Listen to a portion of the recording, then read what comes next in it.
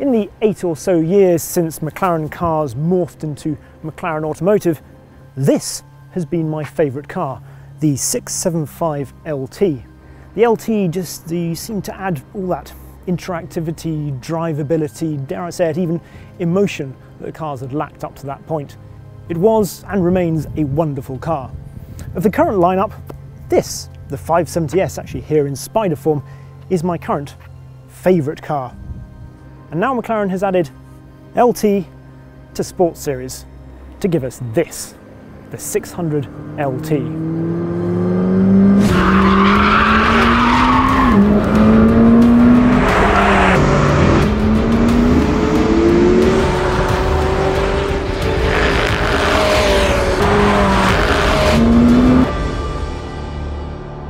The name's not as catchy as Senna, I'll grant you, but this car is a mouth-watering prospect. For your £185,500, you get a dry weight of 1,247 kilos, you get bespoke Trofeo R tyres that were developed alongside the car, you get quicker steering, a more linear torque delivery, and those amazing top exit exhausts. The fact that it has higher cornering speeds than a 675LT and will reach 125 miles an hour from a standstill in just 8.2 seconds is impressive, but for me almost incidental to what should make a McLaren Longtail special. And what of the track? Well, the Hungary Ring is one of those places I've always wanted to visit. It has a reputation for being slippery as well as narrow, and it certainly keeps you busy. Sadly, I'm only going to get a handful of laps to get to know the track and also try to assess the car, but I shall do my best. So here we are, rolling down the pit lane at the Hungary Ring, and there are a few things you notice straight away. We've got the optional Senna, the lightweight sport seat is brilliant. McLaren does a sport seat very well. The other thing you notice straight away, we're in sport. That gear shift in sport, you've got so much more noise straight away. It's quite a brutal shift because in sport you get the ignition cut, whereas in track you get the fuel cut, and track is a much smoother shift because, to be honest, the sport shift is a little bit too brutal for on track because it's just a possibility it's going to unsettle the car. So let's put it into track mode. That seems like a better thing to do. The other thing you notice straight away is just the feeling through the brake pedal. It's not as firm as Senna was, but it's really solid feeling from the top of the pedal, really confidence inspiring. Lovely amount of weight through the steering, really natural feeling. And yet we go over the curbs through something like that chicane, and actually it rides surprisingly well. I love the sound on those downshifts. The nice thing about this car is that even when it does cut loose, it doesn't feel like the sort of car, it doesn't feel unnatural, it doesn't make your heart rate spike. And it has got that LT emotion and interactivity that the 675 had. It seems crazy that a 600 horsepower car doesn't really feel ridiculously quick in a straight line. That's the world we're living in these days. Nuts, isn't it?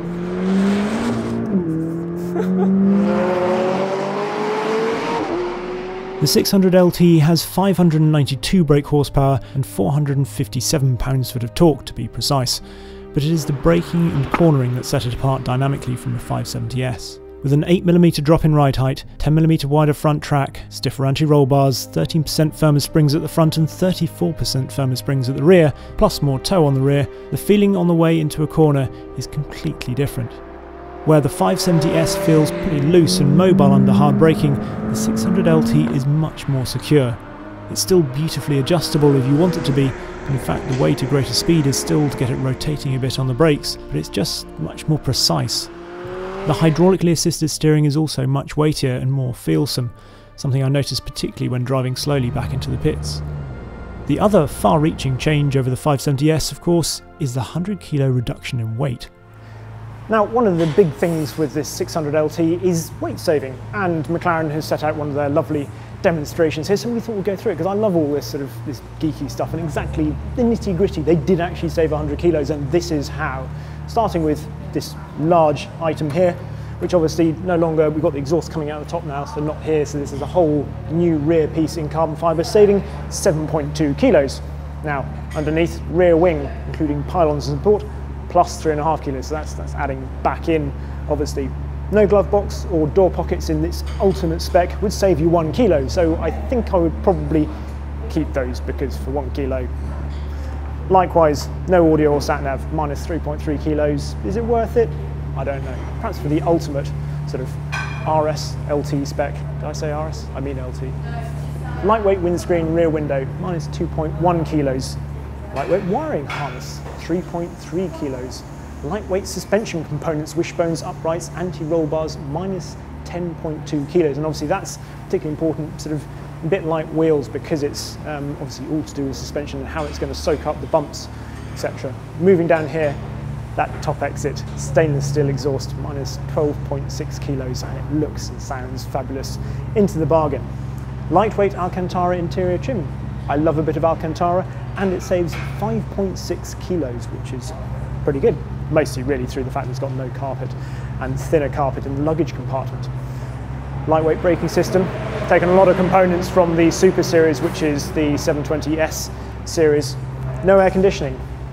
Now that's a tricky one, because it saves 12.6 kilos, which is a big chunk, you know, but really, certainly on a day like today, you probably still want air conditioning. Anyway, moving further down here, carbon fibre race seats, minus 21 kilos. Now those are the standard ones you get with the car. You can save an extra 3.6 by having this, which is the one out of the Senna. Incredibly light. I really like the standard seat, so if you don't want to spend the extra on getting those, I think they're great. Plus it's actually slightly easier to get in and out without these extra side bolsters, but there we are. And then ultra lightweight forged alloy wheels and Pirelli P0 Trofeo R tyres, minus 17 kilos, which is huge and is obviously all in unsprung weight as well. And the combination of that weight saving with this new tyre, that's really what adds so much to making the 600LT fantastic to drive around the track. Add it all up and you get 100 kilos, which is nicely represented here by 81 bags of sugar and a 19 kilo trolley.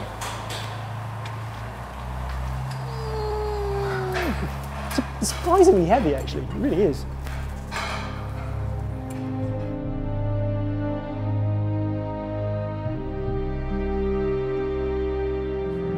You feel, even after a few laps, you know there's so much more to come from this car in terms of what you're going to be able to learn with it.